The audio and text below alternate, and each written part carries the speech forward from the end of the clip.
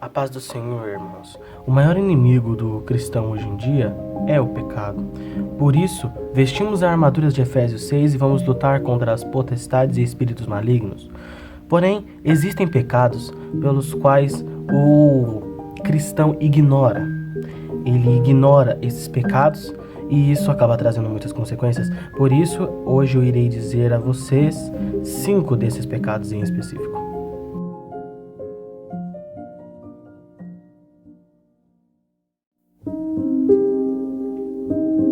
Começaremos com o clássico, mentira. A mentira é um pecado que está se tornando cada vez mais comum entre os cristãos porque não conseguem controlar a língua. Tendo em vista que este é o 9º mandamento da Bíblia, que é não darás falso testemunho, assim como está muito bem escrito em Êxodo 20, tem uma certa é meio grave isso, não dar falso testemunho.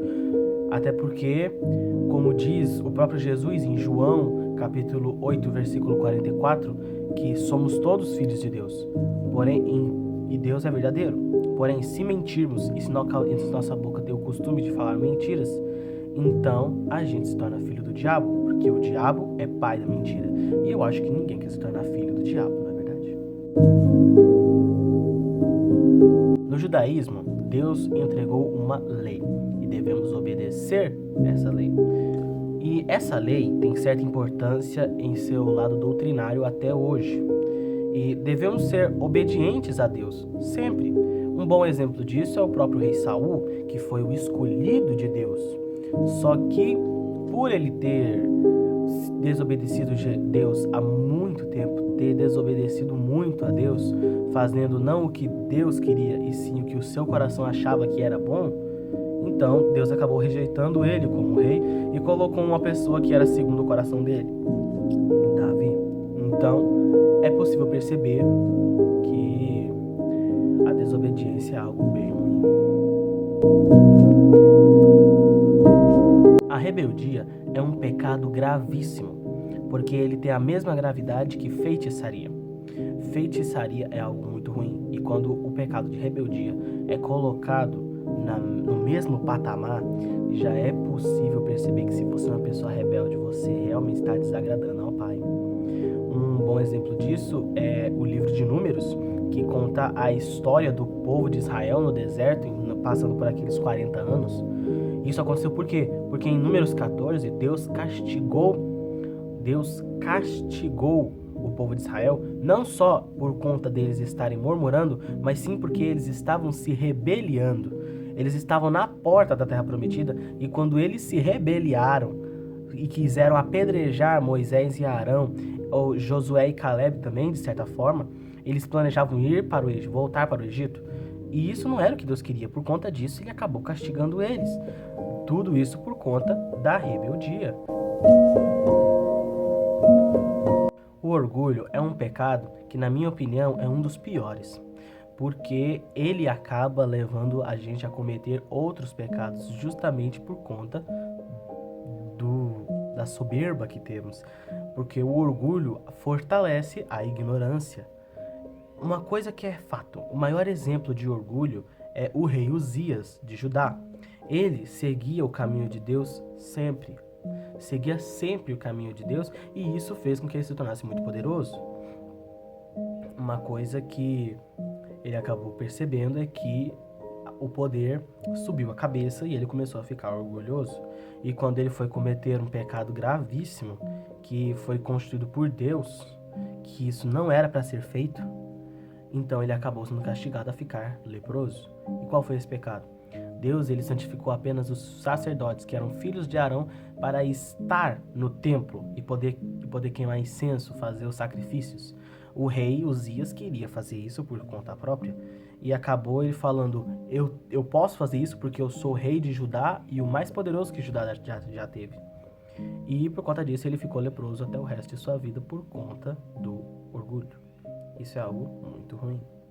Até porque existem muitos provérbios que falam que o orgulhoso nunca está bem. E o próprio apóstolo Tiago diz em sua carta que Deus resiste aos soberbos. Então, devemos pensar se a gente é soberbo ou não. O clássico pecado.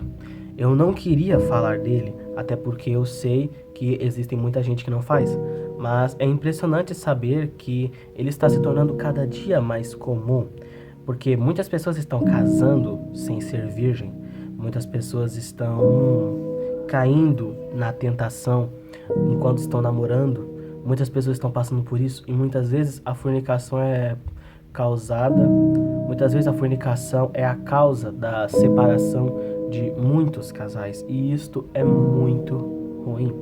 Em 2010 tivemos um número exorbitante de separações, de divórcios. Foram, se não me engano, mais de 300 mil divórcios somente aqui no Brasil.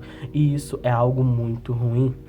Possivelmente uma boa parte desses deve ter acontecido por conta de que um dos cônjuges devia ter traído o parceiro. E isso é algo muito ruim. A fornicação é um pecado gravíssimo que está se tornando cada dia mais comum. E devemos sempre tomar cuidado. O apóstolo Paulo diz que devemos enfrentar o pecado, mas quanto à fornicação devemos fugir. Devemos fugir da fornicação. E isso é engraçado até. A gente bate de frente com o diabo, mas com a fornicação é pernas para quem te quer. Isso é algo muito interessante, porque Paulo sabia que o ser humano não consegue resistir à fornicação. Então, é melhor que a gente fuja deste pecado para que não venhamos cair nele com mais facilidade. Agora eu estou aqui falando para vocês tomarem cuidado com esse pecado. Mas como que podemos resolver isso? Bem, é muito simples. Jejum e oração. E também vigiar. É como diz, vigiar e orar. Isso é uma coisa muito difícil de se fazer, porque não é de um dia para o outro. Devemos sempre estar vigilantes, porque o diabo veio para matar, roubar e destruir, e devemos sempre tomar cuidado com as coisas. Existem pecados que são mais graves que outros, e outros que na verdade têm a mesma potência, já que não existe pecadinho ou pecadão, é tudo pecado, mas ainda assim existem aqueles que Deus mais odeia. E é um fato de que temos sempre que tomar cuidado, porque este mundo é muito bom, até porque foi Deus que criou, mas o mundo jaz do maligno e o mundo está cheio de coisas para que impeçam a gente de poder ir para o reino de Deus. É como disse Jesus em Mateus durante o Sermão da Montanha: se teu braço direito te faz pecar, arranca-o fora, porque é melhor entrar sem um braço no reino dos céus do que seu corpo todo no inferno. E isso é um fato muito grande e eu apoio muito isso. Por isso, eu incentivo vocês que estão me assistindo a jejuar, orar e pedir todo dia para Deus retirar cada um desses pecados de vocês e todos os outros. E confessem seus pecados para Deus. Pecado confessado é pecado perdoado. Então, tomem cuidado. Eis aí o meu conselho. Muito obrigado, galera, por conta dos 51 inscritos. Eu estou muito feliz mesmo por ter conseguido espalhar a palavra de Deus para 51 pessoas. Então, rumo aos 100, eu não sei mais ou menos como é isso.